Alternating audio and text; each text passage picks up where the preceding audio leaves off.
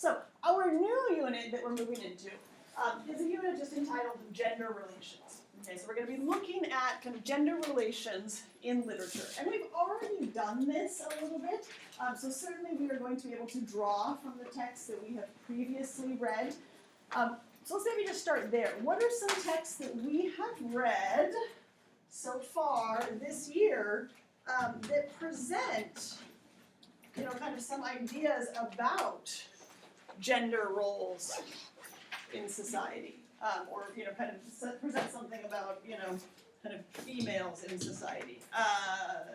Yes, Emma. Pride and Prejudice? Yeah, definitely. Pride and Prejudice would be one. I thought this.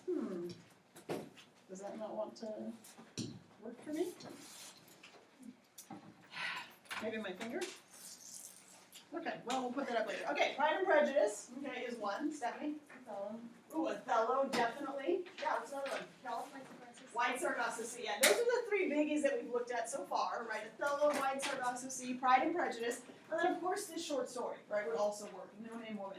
And then we're going to be reading, I'm hoping, a couple of other short stories and then a play that you'll be looking at over spring break that are also going to contribute, right, to our understanding of gender relations in literature.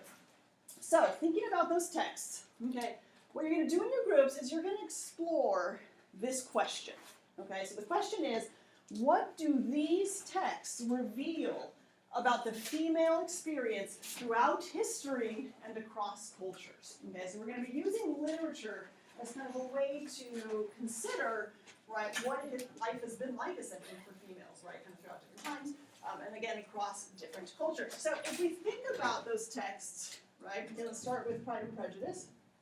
Does anybody remember what time period this was written in?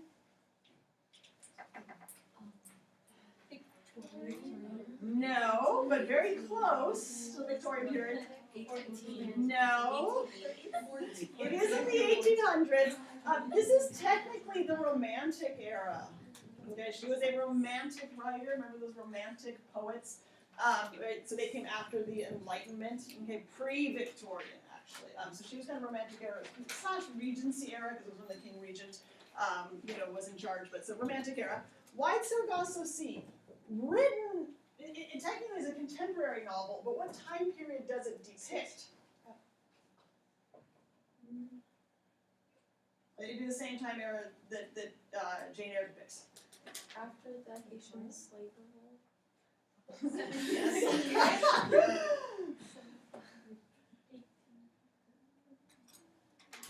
The 1800s. Later, 1800s. Victorian era? Yeah, so this is Victorian. Okay. Othello. What period? Elizabethan, right? So this is the Renaissance. Okay. And the No Name Woman, is actually pretty contemporary. Okay. So it depicts early 1900s, about 1920s in China, and then later in America. Okay, after that. So, we're just going to say 1920s and beyond. So already, just from these four texts, we're kind of seeing a sampling of how females were presented and discussed throughout history, and a little bit in terms of culture, but not much yet. No Name Woman definitely discusses, right, the female experience within China, and America. Pride and Prejudice is really just focused on England, Britain. White Sargasso Sea certainly has English influences, but it's depicting how women were kind of treated in the Caribbean. And Othello is also really focused mainly on kind of European beliefs, England, and Italy as well. You're going to be reading a short story tonight, though, by Sandra Cisneros called Woman Hollering Creek, which will depict kind of the experience of women in Mexico and America, right, kind of the transition between those two places. And then over spring break, you're going to be looking, is he, I think he's Icelandic? Ooh, Ibsen, no, or is he Norwegian? No, I can't remember, I have to double check that. But again, another kind of European country or perspective. Okay, so there are our four texts. Okay, so this question here, what do these texts reveal about the female experience throughout history and across cultures? So here's a hint, or I guess really a very direct statement for you. This is the prompt you are going to be writing your final essay on. Not your final in terms of the final exam, but your final final process take-home paper for me is going to basically be this prompt. Okay, it's going to be a bit of a beast because you are going to be drawing from multiple stories. Okay, so that your argument is going to be founded around the female experience and what we've learned, okay, about it in these stories. But then your CDs in each paragraph are going to pull from multiple stories. Does that kind of make sense? So it's a bit of a synthesis essay. It will be a challenge, most definitely, and that's why we're starting now, okay, thinking about it and how we can maybe, brainstorm a little bit. And then as you continue to read these pieces, you should kind of keep this question in mind. Well, what are these stories, or what is this play kind of revealing to me about what it was like to be a female at that time? Kira, this question. How many points is this in the essay category? Oh, 75 or 100, a lot. Hefty. Okay, yeah, something major. Something way more than anything else you've done so far this semester, right? This is going to be a big piece of writing that we'll be working on. Okay, so here's what I want you to do in your groups. We're going to start with brainstorming, okay? And we're going to kind of start very detailed and specific, and then move out, okay, from there. So in your groups, I want you to think about the texts, right? Think about specific characters, okay, or specific events that happen in those texts. And obviously these should be events that somehow connect to women, revolve around women, involve women, whatever it might be. And then try to think about maybe what those specific events or characters reveal about the female experience. So, for example, I was thinking about it and I said, well, okay, one event might be in Wide Sargasso Sea, Rochester locking Antoinette in the attic. Right, that would be an event. Okay, well, what does that reveal to me? Kind of suggests a desire for men to dominate and control women. Right, so I started with this specific example in the text, and then I looked at it from a larger perspective and thought, well, that really does show his desire to control. Right, he literally puts her in, right, a closed room in order to control her passions and desires. And then from there, I could think, well, are there any other stories that we've read that also give an example of a man trying to dominate or control women, and then I can build CDs from there. Does that kind of make sense? Okay, so this is what I want you to do in your groups. I'm going to give you a big piece of paper. You can organize it however you want. If you want to do a bubble cluster, fine. If you want to just make a list, fine. If you want to divide it up, right, by story, that's fine as well. But start by thinking about specific examples, events, or characters within a story, and then go bigger.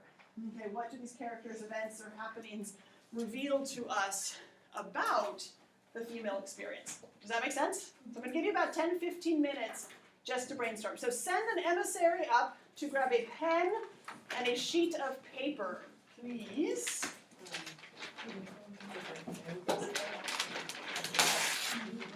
Okay, paper. Grab whatever color pen you want, and then go ahead. Oh, it's always white over purple. It is a beautiful color. There you go. So you can go wherever you'd like as a group. That's fine. Wait, don't. There you go. You are welcome. General. Oh, perfect. Okay. What had before? Oh, 12 pieces of paper. Yeah, go wherever you want. That's high. You shouldn't bleed through, but you can also use the desks to write on. Yeah, here, I can move this if you want.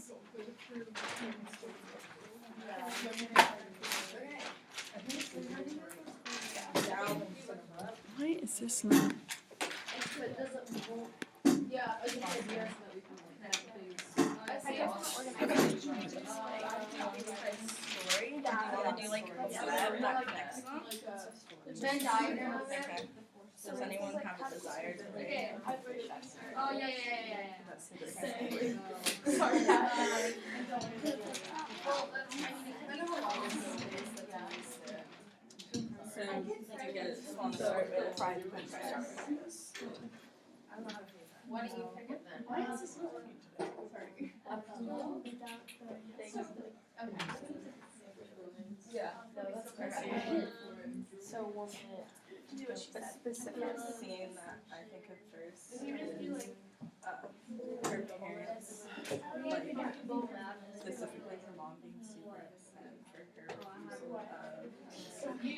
employees and like And then like set up marriage. and her being really excited whenever like a man would come to visit her daughters. Like that's the biggest accomplishment for her daughters. And then Rochester proposing the first time. No, sorry. What's his name? What's his name? I know, I'm sorry. Darcy proposing the first time because he remember he was like, I don't remember exactly what it was, but he like she denied it the first time because the way he presented it was so dismissive. He was like, oh, like even though like I shouldn't marry you because you're lower class, like I still want to. Well, also I think we should say like set up the marriage way. Yeah. Who was the other one? Yeah. Set up. No, the other guy. Yeah. Well, the mother. Oh, the mother. Yeah. And they're basically their families Yeah. the father basically married off.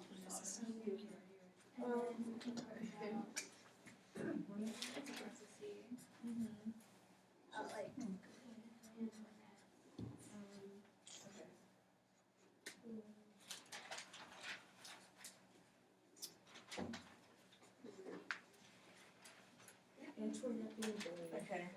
That's reveals. Not like the only purpose of the daughters. Yeah.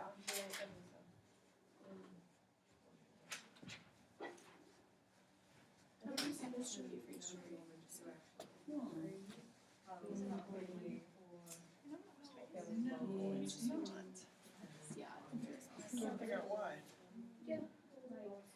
There's also, like Specific, yeah. like the women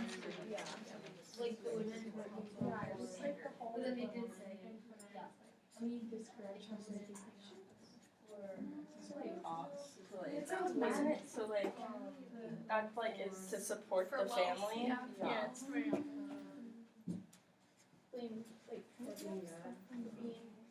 I know, that's what I'm saying.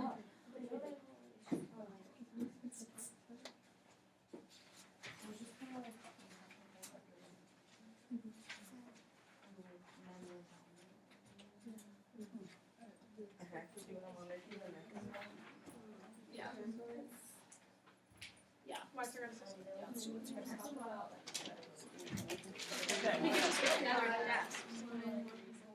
It's okay if we have like one example on what it would be nice for each one, or should we? No, that's fine. Yeah, we're just doing some brainstorming. So what you've got then is that, yeah, so this is sort of the key idea, right? That women were sort of expected to marry, yes, and for this. Good. Yeah. Which you could also do, sorry, just as a challenge. Move towards the rest of the but then maybe after you go through each of them, then you can come back and think, well, is there another text that also, supports this idea? But you can wait and do that at the end if you want. So should we like this? All right, how are we doing? Yeah. Yeah, and again, I mean, some people might want to, they might love the novel and be cool from it, but I mean, it's been a long time. Yeah. Yeah, okay, well, that's the same, yeah. And we can also really Late like for me to. Yeah, and even kind of now it's people from here, so not only are they assuming what is the The way a lot of guys view. Remember, like, throughout the whole story, Yes. I was referring to her, like, as a child. Yeah, my Oh, yeah. Like, Oh, it could how be, about like, changing her? I know, but like. oh, yeah. Changing her name against Yeah, exactly, so it kind of, so then. Yeah, would you do, like, changing name, and then when you do, like, how it relates, say, like, dehumanize her? Like today, Based on their like. Most definitely. that kind of like men, yeah. Weeks and this and, right, And when it's like tea, subvert their own desires, right, okay, for men. But then also, in terms of sexuality, what's the expectation for women?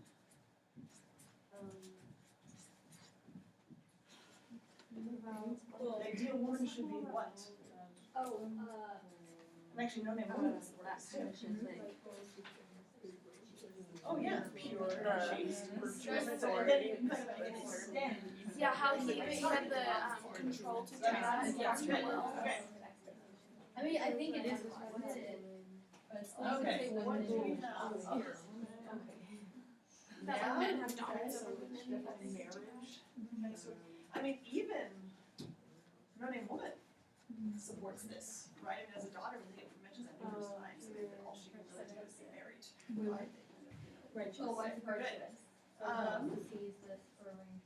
But wait, was it arranged? Yeah. It wasn't arranged. Or like Did that wasn't one- there a brother that was arranged marriage? Baptized or something? What's an age that might support the this? We're not allowed to say it. That's known as like, Yeah. Oh.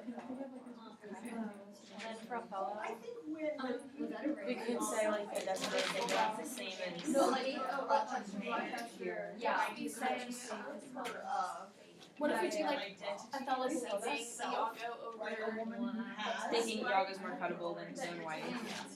Like a non, right? You could also even use another woman for this, with the again, they don't know how she got pregnant, but, right, if she did want to have choice in marriage or fulfill some sort of special desire. Yeah, that makes sense. I don't even Great. Yeah, I know. Promiscuous. Okay, alright, what do we have here? Men are more credible. Yeah. Well, it was Pride and Prejudice. The father. Yeah, because they need Another 5 minutes. This was so fun. They By lost the way, the smart board. So they were going to if No name board. it's like there was Women getting blamed for. Yeah. Between like, women getting blamed for equal action. Yeah, and then she has to take the fall for it, but the man gets it. Yeah. Yeah. The scenario is Ant getting blamed for. No, even for mine, mom was so mad because I mean, it's for all of the them. debt. Yeah, she was mad Yeah. because it wasn't. Let's see if I can get this working. And then. There we go.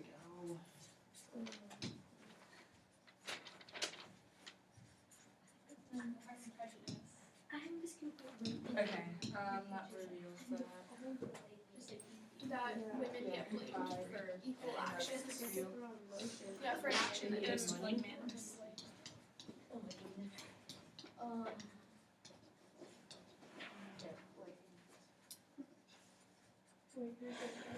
And then in White Supremacy, Did it also? Oh, yeah. Like that one? Yeah. I mean, not, I mean, it's. We set out the man doesn't. And then for the next one, you guys control and dominate. Okay. And that's. Oh, like in Othello, like Othello, like felt like he was offering testimony, so he felt like he could judge her when she did it. Or it's like Pride and Prejudice. That's for Rights Across the Sea. Walk away unpunished. Or in Othello. Classic. Okay, I thought that was a T at the end. I'm like, So okay, alright, good. Women. Yeah. Oh. Yeah, we're doing some good thinking here. Should be About like 2 minutes. Not like. little one where it's like other stories that Yeah. show this? Okay. So this. Oh, okay. Also Othello. And White Across the Sea.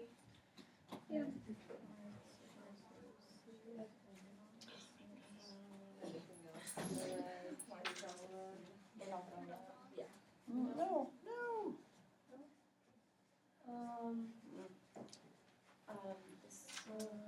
Smart board is killing me today. This one kind of Othello. Othello too. Yeah. It's all about like in Othello. Othello marrying Othello. Oh, this one for White Across the Sea. That like Oh, this one we could also do No Name Woman because they just like completely disown her. Oh yeah. Oh my gosh.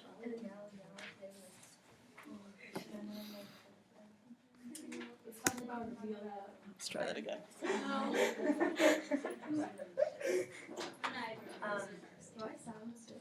This one Othello because Yeah.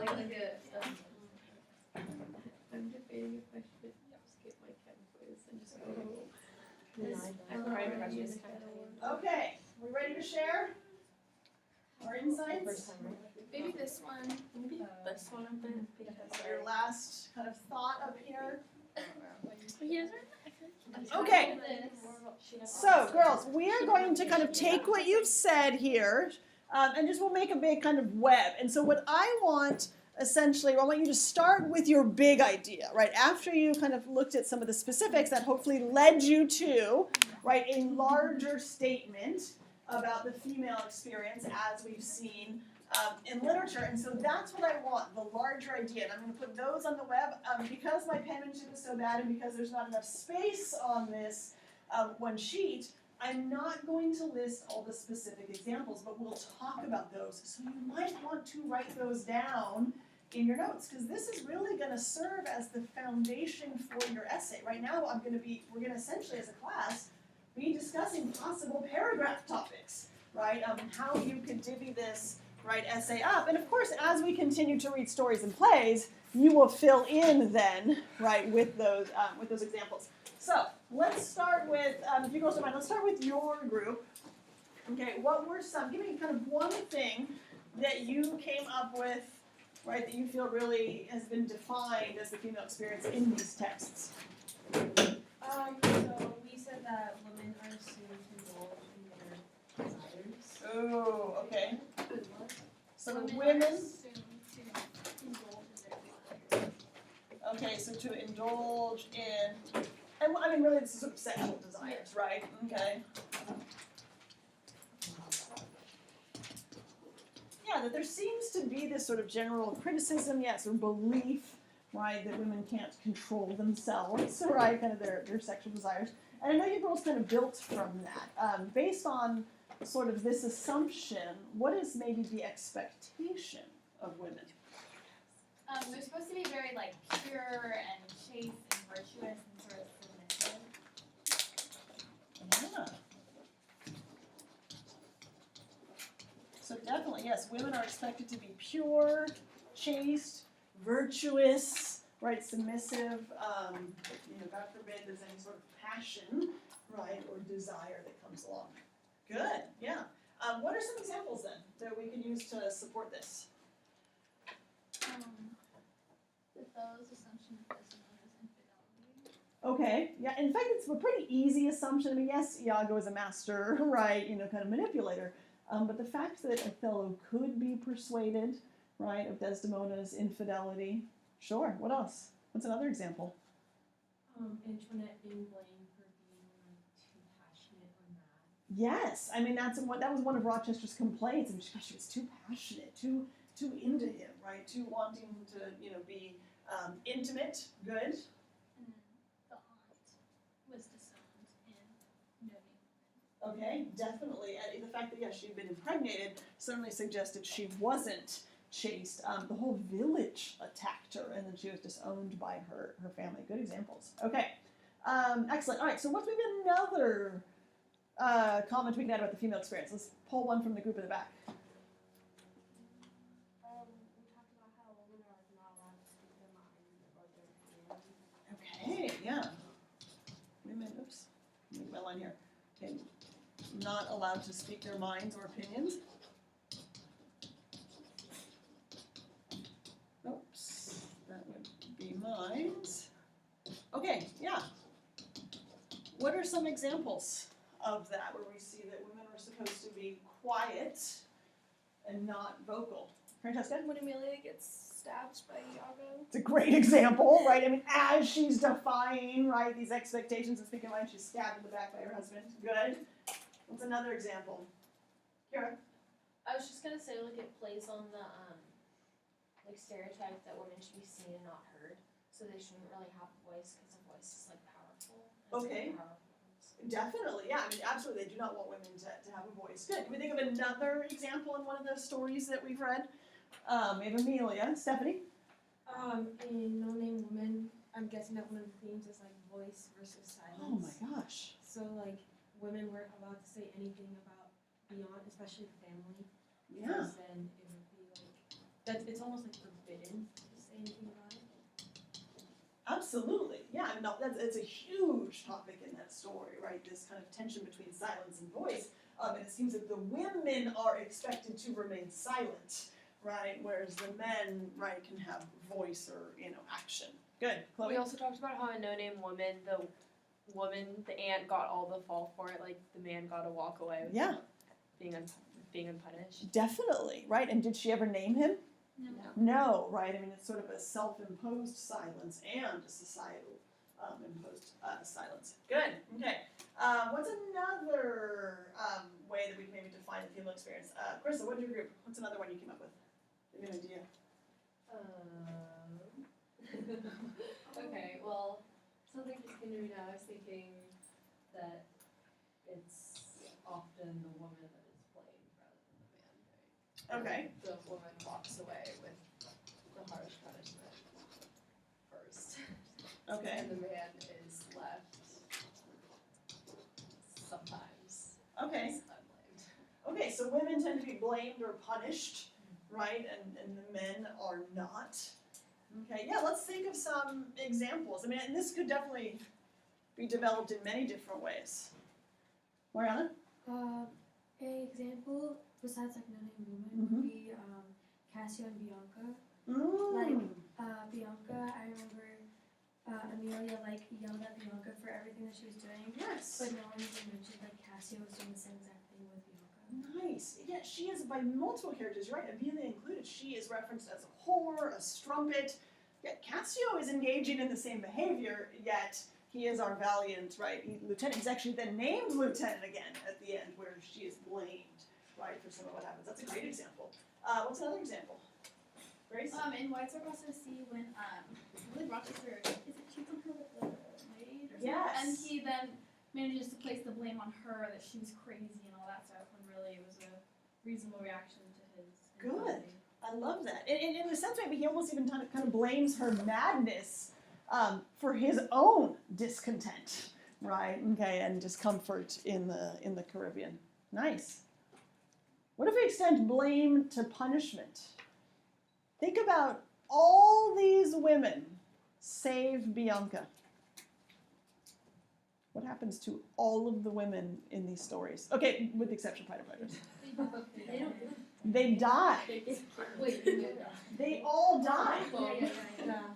I mean, if you think about kind of blame and punishment, extending to kind of consequences, right? They all die, and they only die, bless you, in two ways: suicide or murder by their husbands. I mean, so it's kind of interesting. And the next few stories you read are not going to go in that direction. Luckily, phew, we're done with murder and suicide for the moment.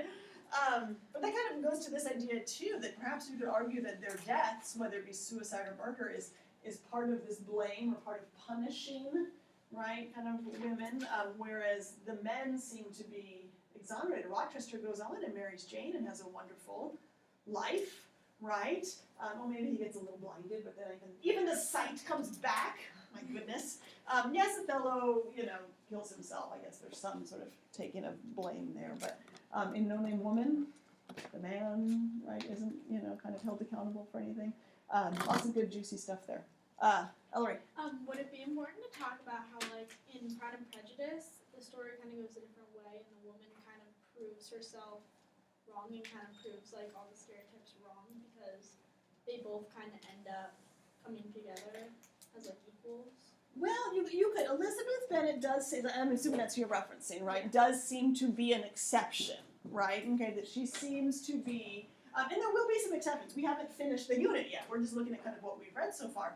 But yeah, I mean, she does seem to be a strong woman, right? Okay, who stands up and then sort of gains something. Yeah, so what might you want to say about that then?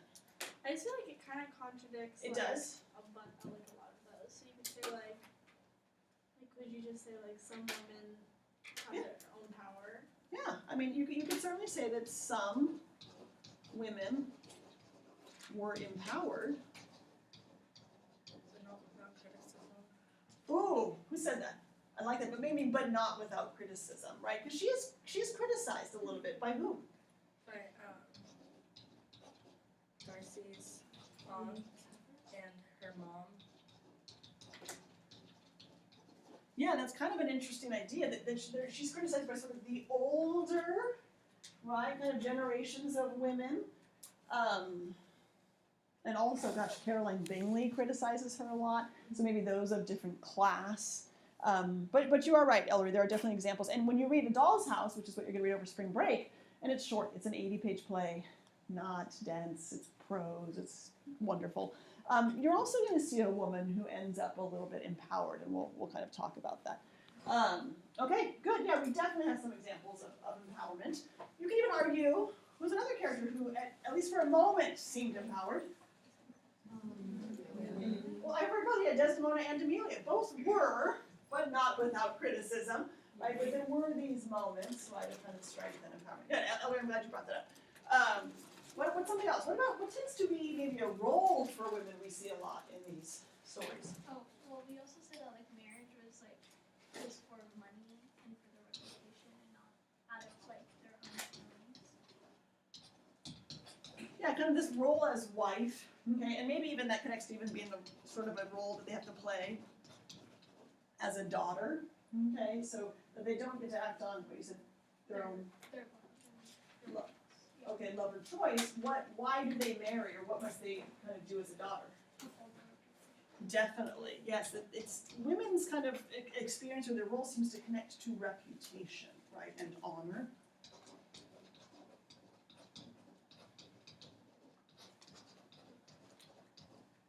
So one, they all seem to be married, right? They were daughters, with the exception of Bianca, who is also again called for, right, in a strumpet because she has chosen not to fulfill that role. But also, yeah, that they have to sort of maintain, right, kind of a certain reputation or honor in order to be, right, kind of married off. I mean, think about Lydia in Pride and Prejudice, who, when she runs off with Wickham, right, there's the possibility she could ruin the whole family's reputation. Can we think of some other specific examples that would fit here? Julie? The aunt in None Woman, she doesn't fit that perfect role, and it shows what can happen if you don't do that, and how whole family kind of shun her. Yeah, I mean, boy, she tarnished that family's reputation by getting pregnant, not by her husband. Yeah, and they completely shun her for it. Kira? I feel like None Woman had a ripple effect of her mistakes completely affected the entire family. Yeah. Even to the point of they moved eventually and they're trying to start over and they're not going to address her existence. Yes. Yeah, and it's amazing. Stephanie? Desdemona also plays a part in that because she marries a man of a different race, Yes. which is kind of looked down upon, especially by her father. Absolutely. Yeah, Act 1 does a really great job in Othello talking about the importance of reputation. Why would she risk her reputation to marry Othello? That's why what Iago says works on Brabantio, right? Because as his daughter, Desdemona could be tarnishing Brabantio's reputation, right? And of course, there's her cousins, Genets for, Germans. Good. Okay. One other thing I thought I saw back there on yours. Women also tended to be treated as Investments. I didn't actually understand any of it. I think all talks about the same objects, yes. Subservient objects? No, well, both, I guess. Yeah, that sort of the objectification of women. We've talked about, okay. Certainly in Othello, we talked a lot about that. I think there's some good examples in Wyatt Sargasso Sea also. Kira? Well, Mr. Mason Nice. basically not sold, but kind of had a business transaction with money to Rochester's family to help kind of save the estate in England. So it was kind of this two-way transaction that benefited both, but ended up screwing up Antoinette's state of mind. Okay. In the long run. Good, good. And even I think of her mom a little bit, Annette, right? I mean, I know it's not quite, maybe objectification, but it connects to that idea that, she, you sort of used her appearance, her beauty, right, in a sense, kind of objectified herself in order to, right, gain the security of her marriage to Mr. Mason. And then you also said subservience, oh, for sure, right? Anybody want to add anything else, or do we have a lot to start with? Or enough to start with? I I just have a question Yeah. on the essay. Yeah. So, how many paragraphs is it? 5. And then, like, we're using CDs from all of these? Yeah. Yeah. Okay. So you can see what we're doing, and we have just started this unit. I mean, we've got some time to talk about it, but you can see what we're kind of doing here is by brainstorming this, and you started, kind of rooted in the text and looking at examples. You have then kind of created claims, right, for each of your paragraphs. So you probably want to just choose 3 of these main ideas to tackle in paragraphs, and maybe new ideas will come up as we read new stories as well. But you could have a whole paragraph on, right, that part of the female experience was that women were expected, right, to behave in a certain way in order to maintain, right, the honor and reputation of the family. That would be just a fabulous paragraph right there, and then you would pull examples from at least 2 stories that show that. Does that kind of make sense? Yeah. And then you could have another paragraph, that says, and maybe even connected to that, women were expected to be kind of chaste and pure. So you'll have a lot of options. The hardest part will be for you narrowing it down to these are the aspects I want to talk about. These are and try to choose ones that maybe speak to you a little bit. Does that kind of make sense? Yeah. We'll work through it once we get there, but we're just starting our initial brainstorming. So as you read the next few pieces, you're going to read a short story for homework, and then you'll be reading A Doll's House over spring break. You can read now with this intention, right? Reading to look for, right, what the story suggests about the female experience. Okay. It's not as bad as it seems. It maybe sounds scary right now because you're pulling from multiple stories. But you actually a whole essay on the AP exam next year is the synthesis essay, where they give you like 5 things to read, and in 40 minutes you have to synthesize them into an argument, right, and write an essay. So this is like a little bit of practice about that, kind of pulling from different texts and showing how they work together to make an argument about something. Yeah, Kira.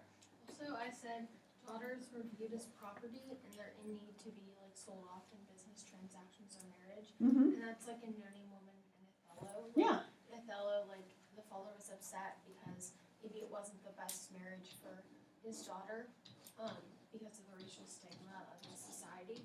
And then also Noni Woman, like the precious only daughter was sold Yeah. off in a marriage, and then that was like her job was done or her task was done. Definitely, I love that. Yeah, and I think that compared nicely with that objectification of women, right? Yeah, viewing women as property. So you've got a lot of great ideas here, just from the stories that we've read, and so there'll be more that we can talk about. And again, I don't really want to forget, Ellery made a really great point, right? That I'm not going to have to read all depressing, right? Things about women. We need to know our history, know where we're coming from. But there are these moments of female empowerment. I think it's important to discuss and consider those as well.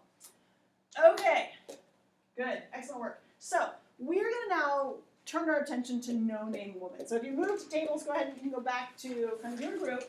Go ahead and pull out your course reader. If you haven't done so, I want that out of here already. I'll make sure that's there. Okay. So I'm just going to say a couple of things about the short story, and then we're actually going to start thinking about the story by writing about the story. Okay. No, actually, sorry. I didn't mean to confuse you. Stay in your groups of 4. Sorry. That group had moved over here. Sorry about that. My mistake. Stay in your groups of 4. Just because I want 4 people at a table, because this will speed up the process, okay, a little bit. Not speed up, but actually make it so you can hear more voices. It's good experience to mix things up a little bit.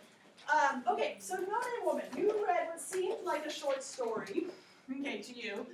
It is actually a chapter in a larger work. Okay, so it's written by Maxine Hong Kingston, who was actually an English professor at Berkeley when I was there. I did not take the class by her, but she was teaching a creative writing class at that time. So this is part of a larger memoir she wrote called The Woman Warrior. And I wish I could say that the whole memoir is great. It's not my favorite in the world. I love this story, and this story is probably the most widely read story from it. The second chapter is really wonderful as well. It's called White Tigers. It's about the myth of Fang Yuan, right? That same myth that Disney bastardized, as it does with so many things. But she kind of talks about that myth and then connects it, right, to sort of her own experience growing up as a Chinese American girl. But yeah, this is the opening chapter of No Name Woman. So, it's not even technically a collection of short stories or a novel. It's actually a memoir. Okay, so it's actually a memoir. So just so in case you didn't know what a memoir was, it is more rooted in nonfiction. Okay, there may be some, kind of fictionalized moments to it, or I should say maybe kind of a creative lens kind of put on it. But a memoir should be rooted in nonfiction. It's a written account in which someone describes past experiences. So they might be talking about their own past experiences. Or it can be a record of events written by a person having intimate knowledge by, maybe someone else, or even kind of based on personal experience, with someone else. So you can be writing about yourself, or you can be writing about kind of your observations, on others. Okay, so it's definitely rooted in nonfiction. So the title of this whole work, that No Name Woman is in, is The Woman Warrior, and then the subtitle, I know you can't see it there, but the subtitle is Memoirs of a Girlhood Among Ghosts. Okay, so that's her subtitle, Memoirs of a Girlhood Among Ghosts. So thinking about what you read in that one kind of story, I want you to now think about the subtitle, right? Okay, Memoirs of a Girlhood Among Ghosts. What do you think is the purpose of this memoir? What do you think might be her purpose, the author's purpose in writing it?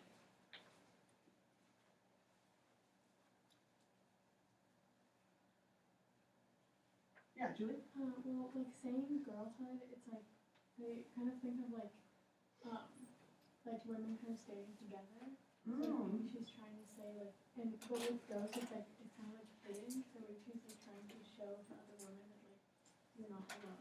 Oh, interesting. So kind of bringing to light, making less transparent, right? Okay. I like that sort of the experiences of girls and women. Okay. What else? What else do ghosts kind of? What else does that suggest to us, Stephanie? Well, ghosts, when I think about it, it's like something coming back to haunt you. Ooh, okay. And she did mention like the story where aunt did come back to haunt her sometimes. So it could be like her experiences with like different stories that she was told by her mother. Okay. Okay. That remained in her, Nice. but they came back to haunt her in certain times. Okay. Good. Yeah, maybe being haunted by kind of these experiences of women in her family or even her own past. Good. Good. I also think of like coming back to haunt you, but like dead. So maybe once they're dead, their stories still like can teach the girls about women at that time. Maybe so. I like that. You can learn from ancestry, right? Maybe even from mythology. It doesn't have to be someone sort of living, right, or actively part of your life to teach you something. Good. Anything else?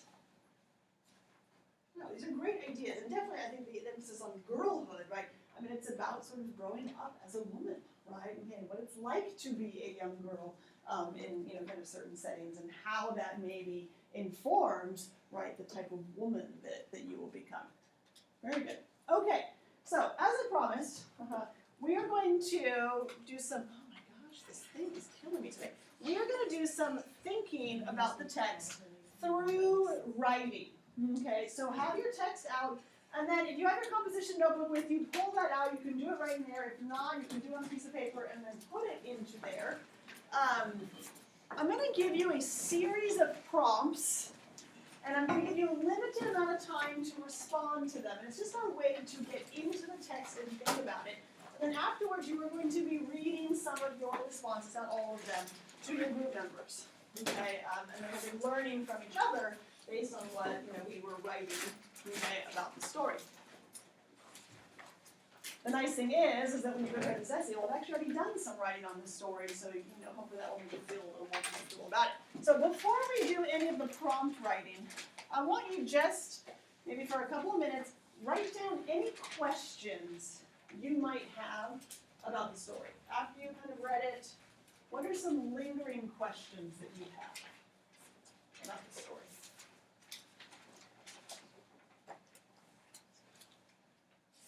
And so for those of you who are listening to the recording of this class, this would be a good time for you to also write down some questions you might have about the story.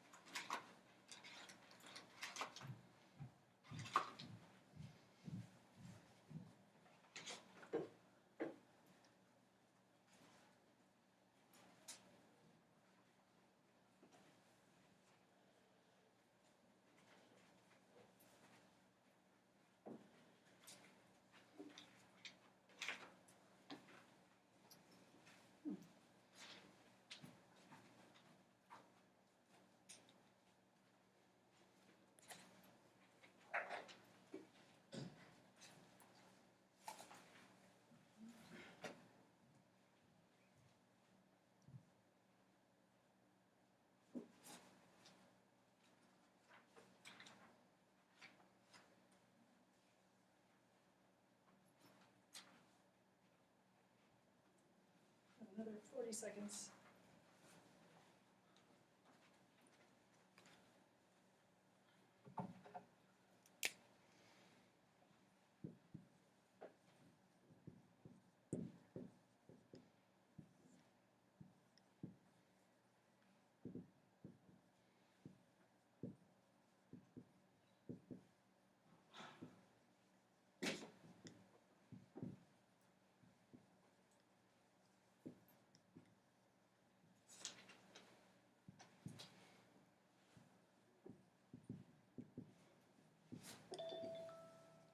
Okay, so wrap up whatever question you might be working on.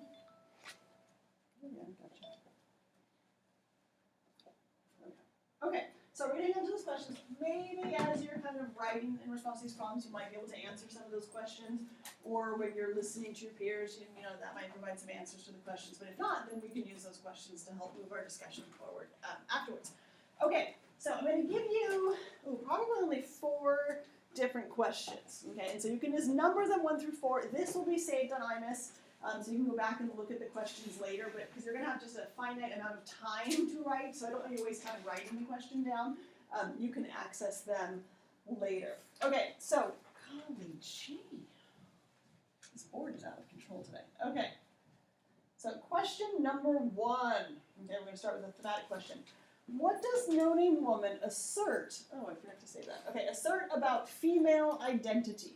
What does it mean to be a woman in the world presented in the story? Okay, so what does No Name Woman assert about female identity? What does it mean, or in other words, what does it mean to be a woman presented in the story? I'm going to give you about 4 minutes.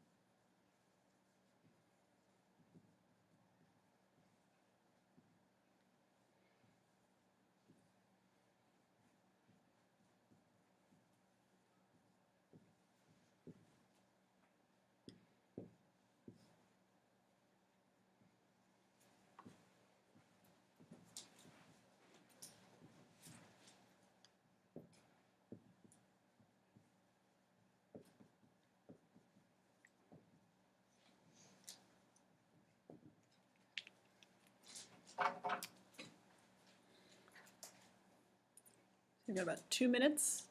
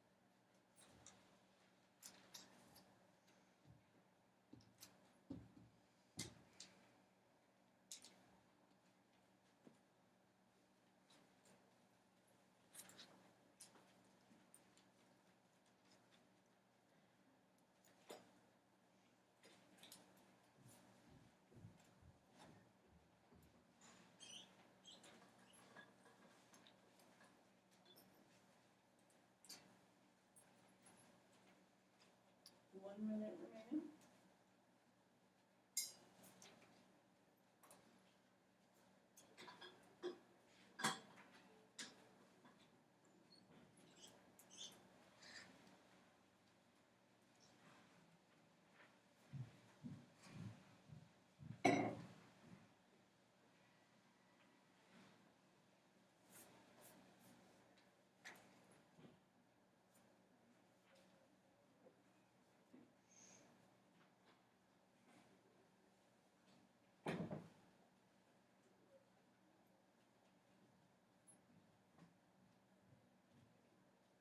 Twenty more seconds.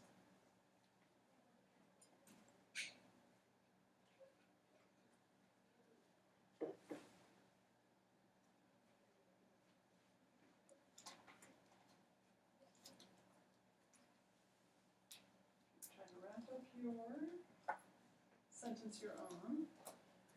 Okay, maybe leave just a little bit of space under that response, so as people are reading, if you want to jot down kind of ideas that come to mind as you're listening, okay, you have some space to do that. Okay, number 2, I'm going to give you less time for this one. Why are names important? What would it mean to not have a name? Why are names important? What would it mean to not have a name? Go ahead and write your response to that one now.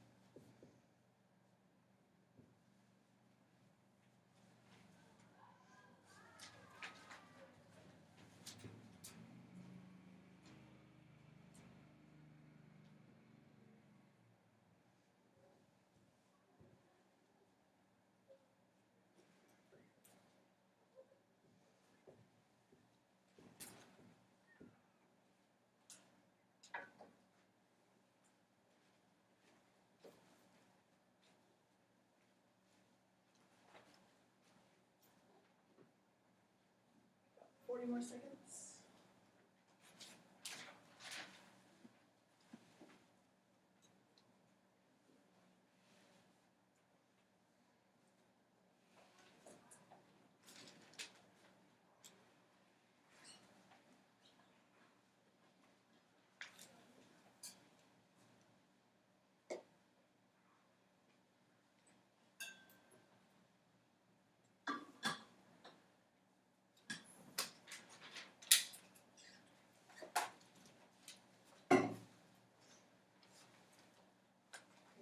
wrap up.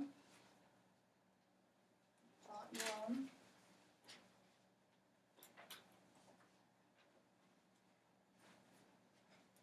Okay, so you might want to leave just a little bit of space. Third question. What does this text remind you of? Is there anything else that you've read or seen, a song you know of, something in your own experience, something in history? Make a connection, right, in some ways. What does this text connect to? What does it remind you of? Give you about 3 minutes.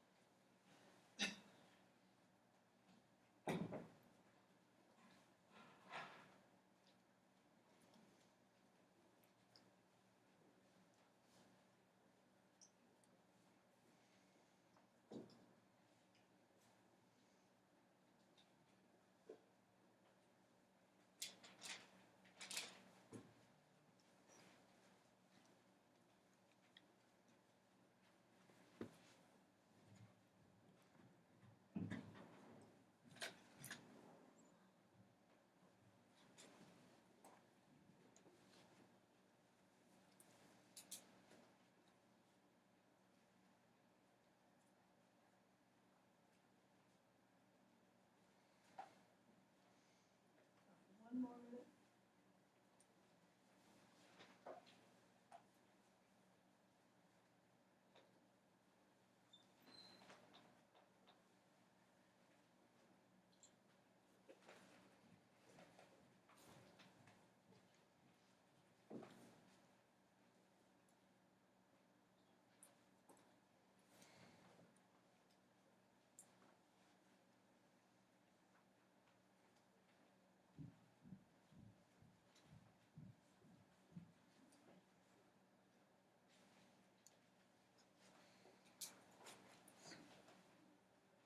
Wrap up your thought in the next 20 seconds.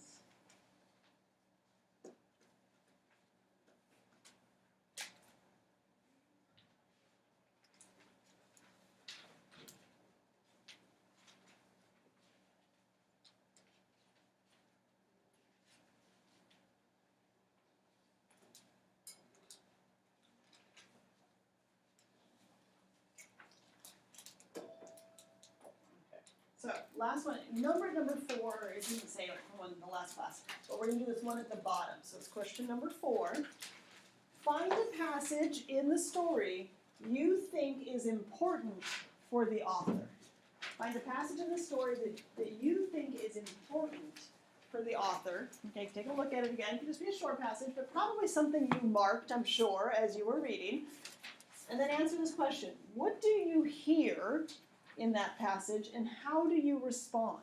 What do you hear in that passage, and how do you respond? What is your response to it? What do you hear from the author, and what's your response to it?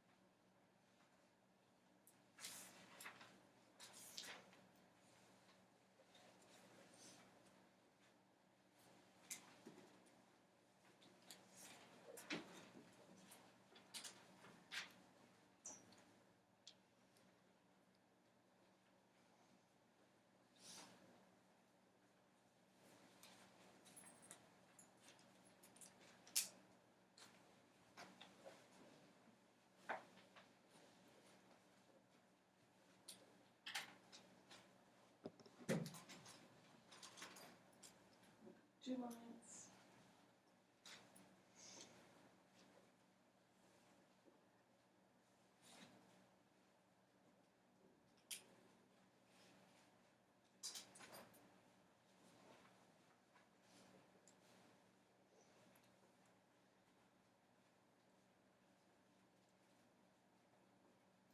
So try to keep writing, try to get something out.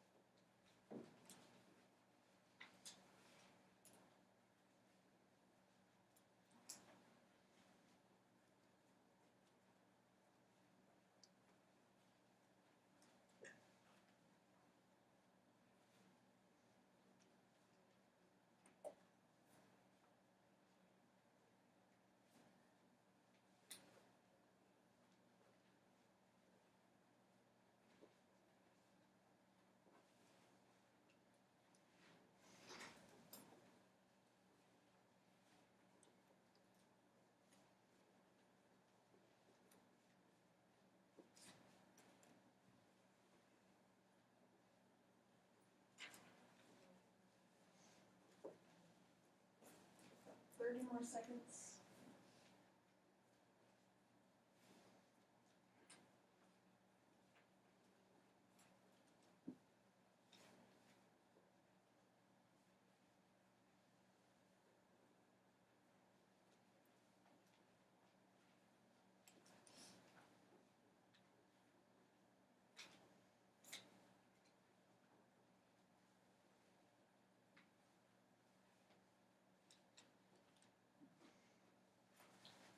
Okay, try to wrap up your thought.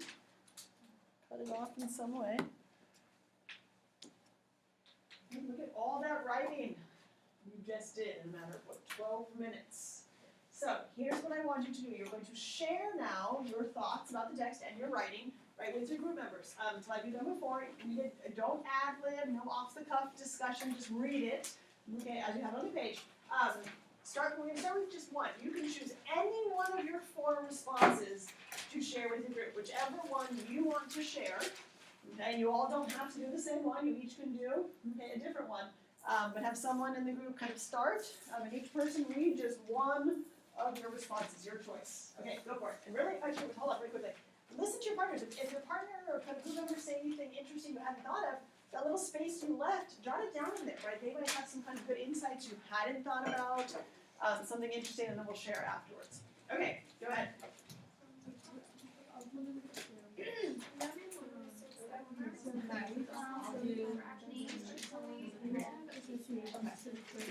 So, this text reminds me of my family.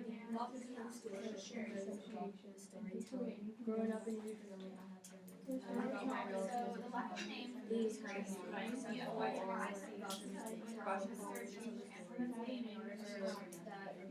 Also clash in my story and the struggle of justice.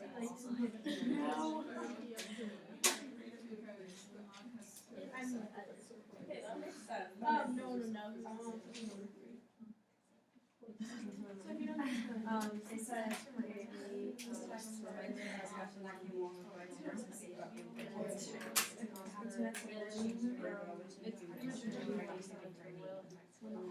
I don't get into the end, it shows up as not being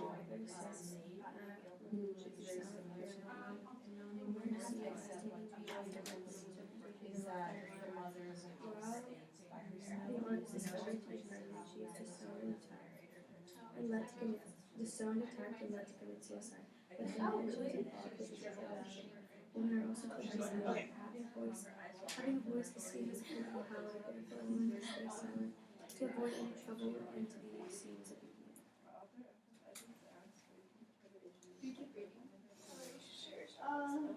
Yeah. Did everybody finish one round? No?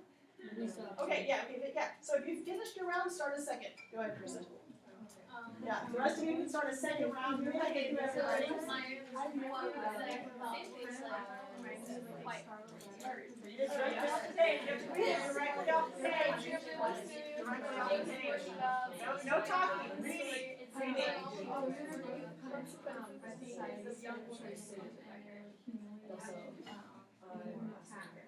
Your story is not necessarily heard by others. Okay, so I'll just say drill. I think I should women in the old China did not live forever. Young man who committed I wonder whether he masked himself when he joined the raid on her. onto the ant. And so like to me that were lasting expectations, the unfair expectations, they weren't allowed to change their schedule. Because we start a second one. And then Like a bit, don't get me wrong, also but. how like the men were able to like I didn't even more but I chose passage. and the ultimately interesting passage author, she didn't seem super surprised or angry, just kind of like She makes the flaws vaguely. It's very hard to control ourselves into just reading and not. We're much more comfortable talking when we are writing. Yeah, that is quite true. Yes, and so that's like forcing you to speak the language of writing. More comfortable. It's a vulnerable position. Also passion. Exposes her difficulties. Do you want to say something? Yeah, American. Sometimes we've forgotten as if we haven't been born. yeah. So I chose this. Keep going, keep going. Can we do third round? No, no. Unless you want to, unless you're playing. So they Some interesting things. Just wait for Stephanie to wrap up. If people are born and should be and this family we consider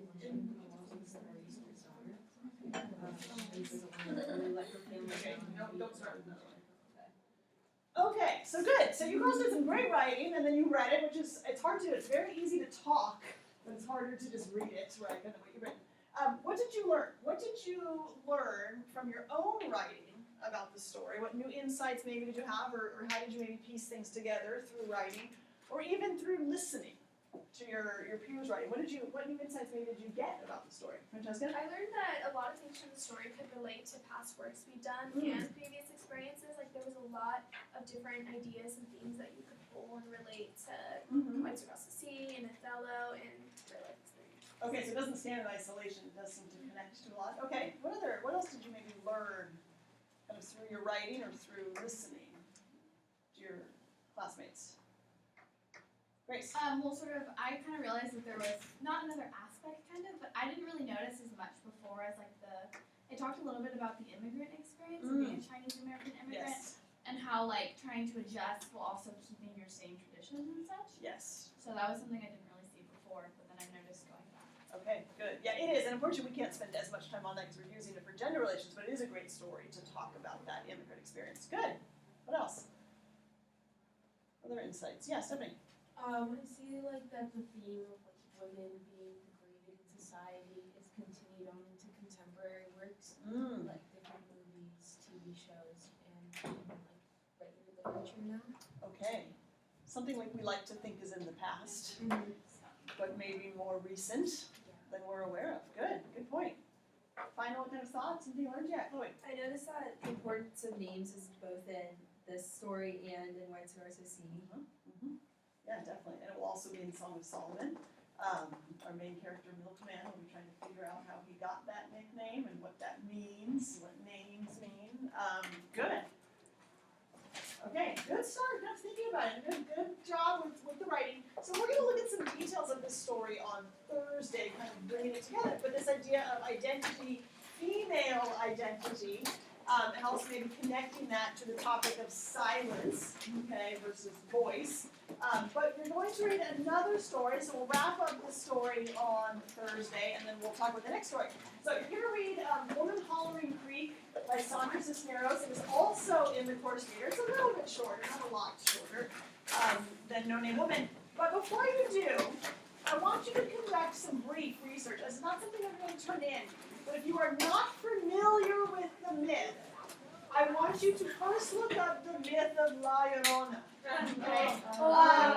Don't do it at nighttime because you'll freak yourself out. So do it and maybe don't Google images because that will also freak you out. But look up the myth, just briefly, and then read the story because the story is going to reference the myth. So you just want to know what they're talking about. Don't worry, just to prep you.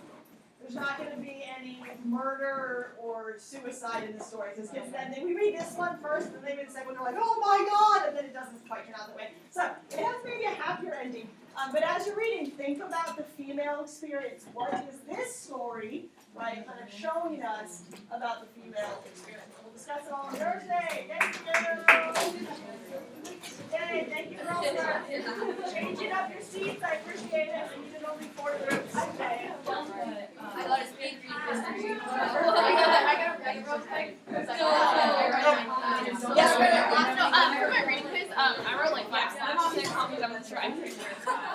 Oh, okay. I'll look. Yeah, I'll look at that answer Yeah, and I don't see know. what I really you put were the right answer, and then I was like, oh, talking I don't know. about. I know. I was like, scenario. Maybe that's wrong. I missed you so much I today. know. Our one class our only class together. Oh, I know. I'm sorry, but I appreciated you girls doing it. Now, why? So long.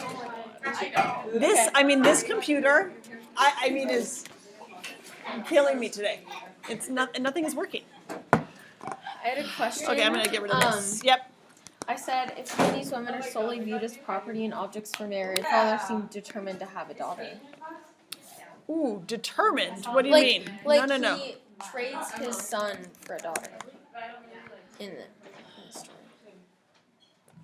Wait. Say, well, I mean, the sons have to get married. What do you mean he trades his? He gives up his baby son for a baby daughter and brings the daughter home, and the wife says,